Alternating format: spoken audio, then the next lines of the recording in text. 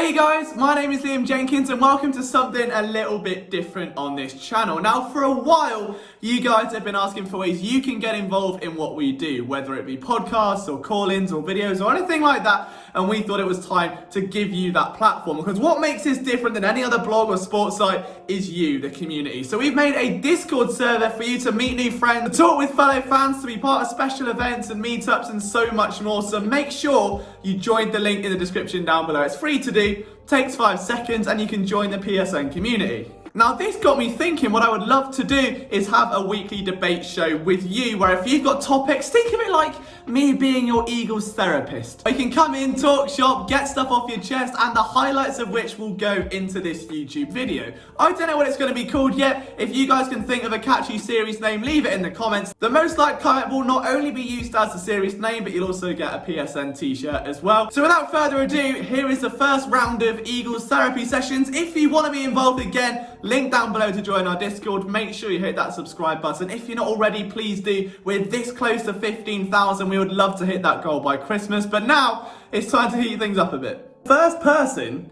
into the room today, Nexus, who I know has been a long-term fan of PSN and Philly Sports Network and everything we do. Nexus, what is it you're bringing to the table? What do you want to talk about? The wide receiver core, what we can do to make it better. Why Nathan Jerry should be Defensive Player of the Year. Oh, God. Over the off season. Alright, okay, so let's start with the easy one then, the wide receiver corps. So have you got like a master plan in mind to save the day? So who's playing in the slot? That's my question for you. As in right now?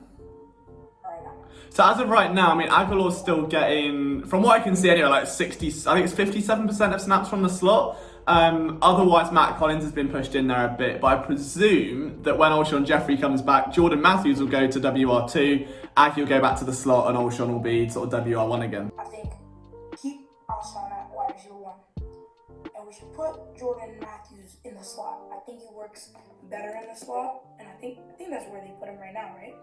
So at the minute, so he came in as like wide receiver 2, I think just because obviously the Deshaun Jackson injury left that spot vacated and they didn't really get much out of Mack Collins there. I don't know, it's interesting because obviously he's best known for his slot production in Philly, and since 2014 he was one of the most productive slot receivers in the league. I just feel that after last year he showed to me at least, a much more complete skill set where in those longer developing routes, being able to hold his own on an island and really just develop some momentum through the stem of the route. I genuinely feel as though, as of right now, Jordan Matthews at WR2 makes a little bit more sense. Just for this season, when you get to next season, I would say move on from Aguilar, retain Matthews and put Matthews in the slot. Absolutely fine with that. As of right now though, I don't see the issue in kind of letting him just run riot on the outside. We should let go of Elliott. I'm sorry. He was a beast in 2017. If you look at his stats. I mean, the thing with Aguilar this year, I think he's probably outstayed his welcome by now, like, especially after last week. And now I know today you've got the whole burner thing, which we can read into what we will, but overall, $9.3 million, I think that was his one chance to kind of prove, hey, I'm worth this money, and maybe secure the bag elsewhere and get a longer term deal with a team that would pay him. I don't think it's going to be Philadelphia, but they gave him the opportunity to shine. There's honestly, it's the best opportunity for you to shine and steal the show and say, hey, I belong here. Aguilar's not done that. And he's been allowed to kind of go outside and to make some changes and, been challenged on the deep ball and given those opportunities downfield. Hasn't done anything with them. So, yeah, I agree. I think his time in Philadelphia is likely done after this season. Gary. Nathan Gary is a great player. Solid player. I remember watching that Atlanta game and he got that pick in the red zone and I was just jumping up and down and, he has that electrifying feeling and I feel like if the Eagles train him well, he will be a stud next season. It's tricky. Yeah, that's the thing. And I've done a film room on Nate Gary and kind of his development and where he's come along. And there are flashes of brilliant football IQ, and you can see it and he reads plays so well. And then there are other times where he still looks like a deer in headlights, or someone that will just kind of charge into a hole or try and throw himself into a gap without really reading what's going on. Bear in mind, he's pretty much been playing starting linebacker snaps for nearly half the season now. He's not started just yet. He's got to develop, in a similar way that Camu Grugier-Hill took time to develop. Call it a lack of experience at this point, but errors that are absolutely mental errors that can be coached out. It's just whether or not the Eagles have got the time and I guess the coaching talent in a way to really get those ironed out. I'm not going to be someone that shouts down Nate Gary, but I'm definitely someone that's not also at the same time going to applaud him as being like a defensive MVP just yet. Thank you for having me. No worries, man. Thanks for coming on, Nexus. I just realised I pulled you out of my channel mid-discussion. I'm really sorry. Hey, I'm really sorry. I was thinking, I was listening to it though. I was like, okay, can we get a gauge what we're going to talk about? Jarrell, man number 2 up now to try and debate the Eagles. I'm guessing there's going to be some strong opinions. I think by the time I dragged you in, we were talking running backs and that sort of thing. Is there something that's standing out that you want to get off your chest? It doesn't make sense to me to have somebody like J. Dog, who is a physical carbon copy of what Alshon definitely is, and a little bit faster and younger and healthier, and we're not getting him on the field. Again, I understand that he had to drop in week 1, or week, what was it, 3, against Detroit. And, you know what I'm saying, but it leaves a bad taste in your mouth. But at the same time, with Alshon being down, when you don't have B-Jacks, and then we're not getting production of, like, Nelson Aguilar, it doesn't make sense to me that he's not seeing field time. Also, again, I will, you know what, I'm going to die on the hill of the defending Mack. Yes, he's not being productive, but he's not put in position to where his skill set is being used as our offensive coordinator. Do we go with the hire from within position and finally move Deuce up as OC? Or do we go out and grab somebody else? And then if we do go out and grab somebody else, who would that be? I am 50-50 with Deuce. That came to my head was Mike McCarthy. Him, even though he did not have the greatest relationship with Aaron Rodgers, he still made Aaron Rodgers the player that we see today. I think that would be an amazing fit. But do you have anybody else off the top of your head you could think of that might be able to come in? I mean, as long as Mike McCarthy doesn't feed the running backs loads of burgers like Eddie Lacy, then we'll be fine. I think for me, the one thing that stood out, I like the idea of Dan Quinn, if everything goes a bit south on that side of things. Like, that's not the worst idea in the world. If I'm honest though, like, this is, I mean, everyone wants to get rid of Mike Groh so quickly.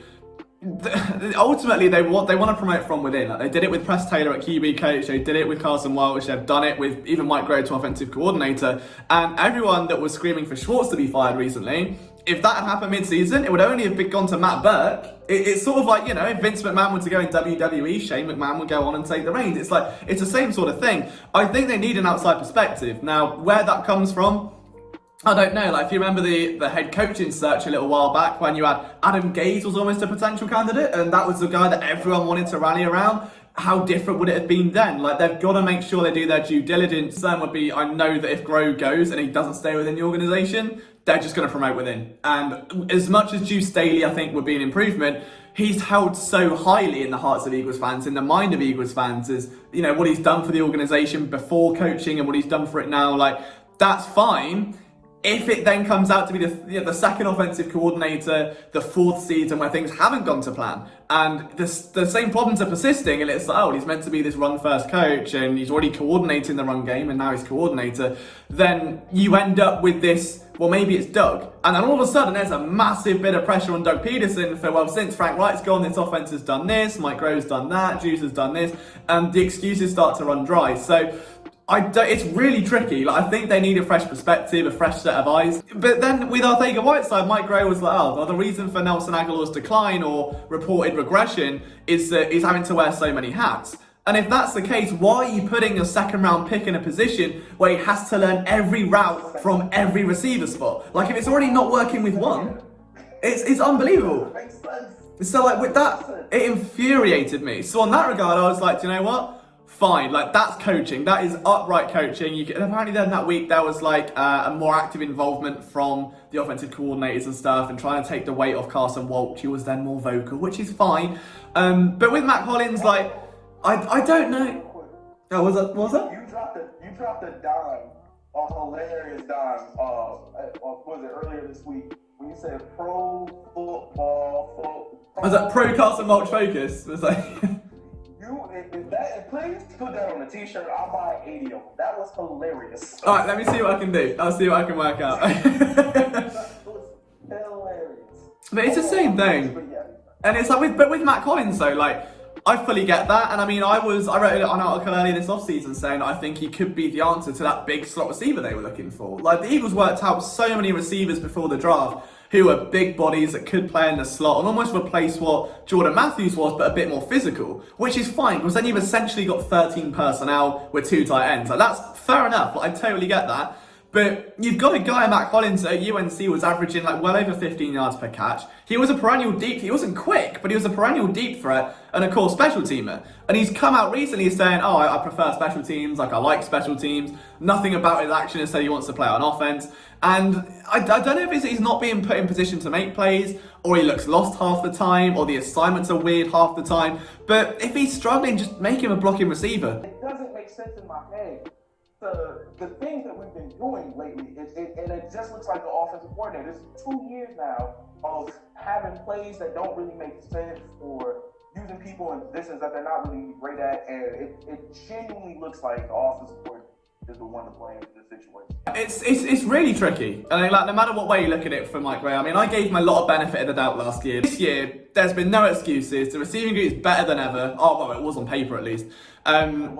Yeah, and then it's just all fell apart. We got a lot of contracts coming up. We're gonna have to figure out how to use the talent that we already have in house. Also, again, I really, we were talking about earlier. People were upset with Howie and some of the decisions that he was making. Personally, I think he's been doing a dynamite job. What do we do? What do we do after that? Because we wouldn't have a really backup tackle. Because I don't think that he's coming back next year. He shouldn't. Like there's no disrespect to JP. He's one of the greatest of all time, but he needs to sit down.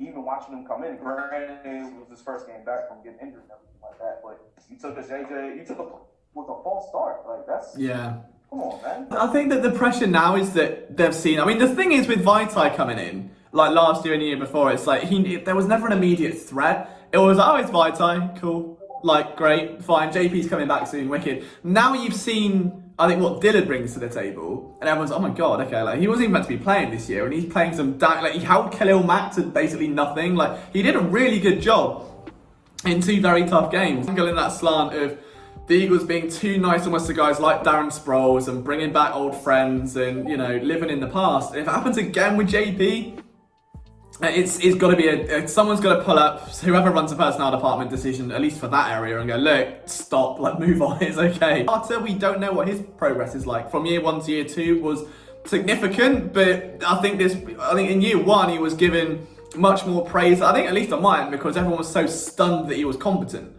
Like that he wasn't totally out of, you know, it wasn't like a fish out of water. Year 2, you're paying a lot closer attention to those fundamentals and, you know, like how big the kickback is and what's changed from year 1 to year 2. And what we saw was a load of penalties and just a reliance on that raw power and that frame to kind of get him out of trouble. And if he can develop that from this year to next year, then they may not even need to worry about getting another backup. Or go ahead and give me a contract and just a gadget guy and go that route.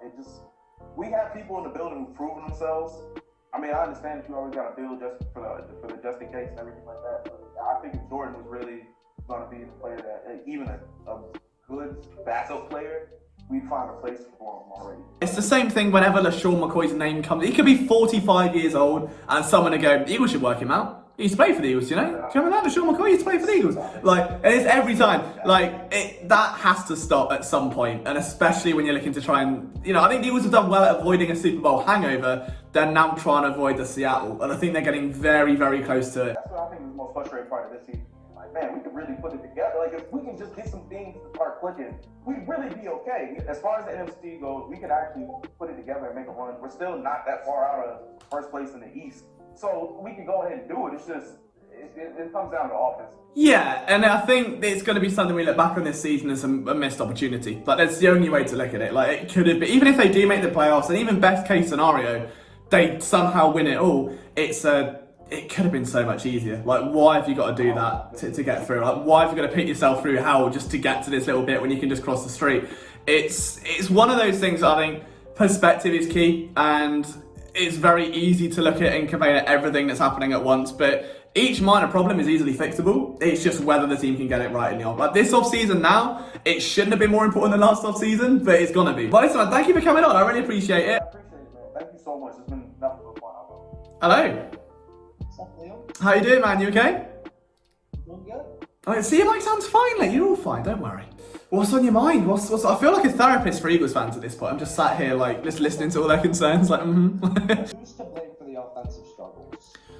Oh, it's difficult because I think a lot of people focus on Mike Groh because he's the offensive coordinator and how amazing everything was under Reich, but we don't know his full responsibility. Like, all we found out this year so far is that he calls the first 15 plays, and those first 15 plays against the Patriots were pretty good. For the sake of sanity, they need to get some outside eyes coming in. Now, whether Mike Groh goes back to wide receiver coach or not, no one likes to take a demotion, but if he fits better, then I'll be all for it because he's done some great things there before. For wide receivers, absolutely. Aguilar can't track a ball. Mack Collins has been inconsistent. Arcega-Whiteside can't get on the field. That's on a wide receivers coach. Why are those players not up to scratch? That's coaching. It's a mess, basically, is what I'm trying to say. It's a total mess. Obviously, like, on Twitter, I've criticized Doug Peterson, but then I've had fans tell me, like, oh, he won us a Super Bowl. Yeah. He can't be on the hot seat. But it comes down to how many years do you get after a Super Bowl victory to where you begin to question how good of a signing of a coach was that? It's really hard, isn't it? Because it's sort of like Pete Carroll. There's so many similarities between this Eagles and Seahawks team, to the point where I don't want to harp on about Jordan Matthews again, but even when I spoke to him before, this was like 2015, he was like, if there's one team they compare themselves to, it's the Seahawks. They go through different coordinators, like, there's unrest, you have to decimate the Legion of Boom just to have any kind of shot at anything. Like, it's bizarre, and I think finger pointing's tricky because you don't want to go on quarterback because Carson Wentz has got nothing to work with. He can absolutely be better, but he could have been a lot worse as well. This could have been Jameis Winston, which thank God he's not. I think Peterson has done well to keep that locker room galvanised. If there's one thing he's done this year, it's that. It's through all the adversity, through all the ups and downs. Like, he got that team to play against Buffalo, which is no easy task against that defense. Got them to come out. This is after the undisputed thing. It's after the cutting of Zach Brown. Like, he did all right. He's kept a team group and galvanised it all together. But as of right now, I hate to do it, but you've got to look at Mike Groh and say, all right, what's going to change? Like, something has to change here. See, you have to wonder, do you then put Schwartz? Yeah, what? Like, I feel like if you put Groh in the hot seat, you have to put Schwartz on the hot seat as well. You do, and do you know what I think he was? Because that article that came out saying, out of nowhere, from Jeff McClain, suddenly at the most convenient time when all the defense is being criticised and Jim Schwartz is on the hot seat by fans, that all of a sudden, yeah, do you know what, that Zach Brown thing, that was Jim. Jim did that. Howie wanted Jamie Collins, he was just conveniently playing at a Pro Bowl level, and, Jim got his way. Like, that's the kind of way of saying, all right, well, there's more responsibility here, the defense is bad, he's doing this, it's an easy way out. Like, nothing gets out like that in the media unless someone wants it out. That's the biggest thing I've learned doing this. Every criticism we've ever had this season that just the defense hasn't changed suddenly gets a makeover after that article. And I find that very peculiar timing. So, has that saved his job? I don't know. If the defense keeps playing the way it is, he's got a healthy secondary now, healthy defensive tackle group now, Jernigan's back to an extent, he might get away with this. So, like, again, how does that play on the coaches? Where did Schwartz maybe want more secondary, but then Howie said no? Or did Howie want secondary and Schwartz said no? It's interesting, isn't it? When you get into that dynamic and you're who's making the ultimate call, because there were guys available, and Jalen Ramsey's going to be the obvious one, although he hasn't done prettily with the Rams, and that's not saying I predicted it, but he's not going to magically save a season no matter how good he is. And I think it's always tricky when you're in that sort of spot because you've got to take a 50-50 shot. It's either a yes or a no answer to this player, to that player, to make a trade, to not make a trade. And that's all this really comes down to. It's a string of 50-50s. Like, it's like playing blackjack and starting out with like $1 and trying to get to 1,000. And this off-season's free agency class has been dreadful in every sense of the word. So we don't know how long he's had that responsibility. Like, has this just been a year? And if he's had a hand in all of those picks, like, that's concerning. You look at was it Josh Gordon, the one who's now on the Seahawks? Yep. So, like, if we saw we had wide receiver issues, why did we not pull the trigger on a player like that and instead let him go to the Seahawks, who we now have to face this upcoming, week? I think because the Seahawks weren't a train wreck would be the better term. It's, it's the equivalent of, I guess, being in a toxic relationship, going out and then just sleeping with prostitutes. Like, it's not a good idea, burying the sign. And the Eagles weren't the only team to pass on him. There are other teams that needed wide receiver help that let him slip through, like Cincinnati being one of them. Like, I would have thought they'd have taken a shot. On the inverse, if he'd have came in and given more headache and maybe even influenced a vulnerable player like Nelson Aguilar into something he shouldn't, remember the strip club incident a few years ago? You've got other dynamics there, and the last thing that an apple cart that's already rocking on three wheels needs is either a magic fix or something that's going to collapse it totally. So I don't know. I'm okay with them not pulling the trigger on Josh Gordon or AB, like for better or worse. But it's conceptual, isn't it? It depends how much risk you're willing to take. Like, do you want to bring in a potential headache, or do you just want to eliminate the headache and get that team back to what made it great to begin with? What changes do you make? Do you either like change from within? Do you fire people, send them completely out, demote people, upgrade people, that sort of thing? You've got to do something. That's like something has to change. I would talk to Mike Groh personally, like sit him down and say, have a nice cup of tea and see what he wants to do. Like, just be clear, look, it's not working out. Can we remain friends? Just break up with him and say, look, if you want to remain friends, there's a lovely wide receiver coach position where you just so happen to get the best out of Nelson Aguilar 1 year ago. I'd talk to the others, maybe put them on thin ice and say, look, we need more out of you. But there's no reason to. Like, they've all been with the team for a little while, like, especially Corey and Ken. So, yeah, I'd say for the sake of it, we'll just get Groh out of it for now. Putting it back down to wide receiver coach, and we'll go spin the dice and see what happens. Okay, guys, that is it for the first episode. I hope you've enjoyed it. If you did, make sure you leave a like and hit that subscribe button. And as always, make sure you're getting your daily dose of Philly sports coverage from phillysportsnetwork.com. I promise your audio issues will be fixed next time. From myself, Liam Jenkins, I'll see you soon.